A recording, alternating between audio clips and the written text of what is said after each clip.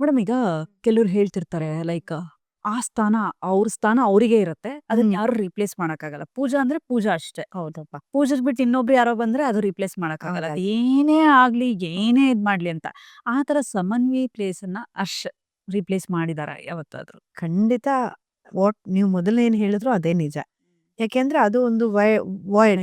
ಇದನ್ನ ಯಾರೂ ತುಂಬೋದಕ್ಕಾಗಲ್ಲ ಆ ಸ್ಥಾನನ. He is been a very different child.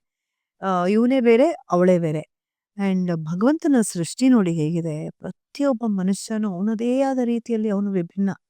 ಯಾವ ರೀತಿಯ ಹೋಲಿಕೆ ಕೆಲವೊಂದು ಇದ್ರೆ ಪ್ರಾಬ್ಲಮ್ ನನ್ನ ತಂದೆ ತಾಯಿಯರ ಜೀನ್ಸ್ ಇಂದ ಕೆಲವೊಂದು ಹೋಲಿಕೆ ಬಂದಿರುತ್ತೆ ಅನ್ನೋದು ಬಿಟ್ರೆ, as A human being everybody are so different.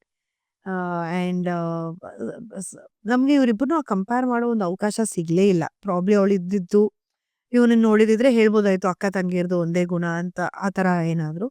But she was a very special sweet child.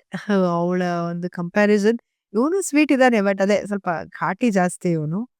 And ಬಹುಶಃ ನೀವ್ ಹೇಳ್ದಂಗೆ ಆ ಜಾಗನ ಯಾರು ತುಂಬಕ್ಕಾಗಲ್ಲ. It is there left empty for lifelong. ಹೌದು. ಅದೇ ಎಷ್ಟೇ ಜನ ಮಕ್ಳ ನಮ್ಮಮ್ಮನೇ ಹೇಳ್ತಿರ್ತಾರೆ, ಇಲ್ಲ ಚಂದು ತರ ನೀನಿಲ್ಲ, ನೀನೇ ಡಿಫ್ರೆಂಟು ಅಂತ. ಹೌದು. ಬಿಕಾಸ್ ನಂಗದು ಆ ಇದನ್ನ ಕೇಳಿದಾಗ ಹೌದಾ ಇದಾಳಲ್ಲ ಇನ್ನೊಬ್ಳು ಇದಾಳಲ್ಲ. ಯಾಕಂದ್ರೆ ನನ್ ಮದ್ವೆ ಆಗಿ ಬಂದಾಗ ನಮ್ಮಮ್ಮ ಎಷ್ಟೊಂದು ಅಳ್ತಿದ್ರು, ಅಮ್ಮ ಚಂದ ಇದಾಳಲ್ಲ ಯಾಕೆ?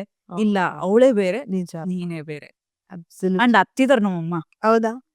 ಹೌದು. ಹೆಣ್ಮಕ್ಳು ಅಂಡ್ ಅಮ್ಮಂದರಿಗೆ ಬಹುಶಃ ಹೆಣ್ಮಕ್ಳು they are the best gift ಅನ್ಸುತ್ತೆ God can give. So in that way S.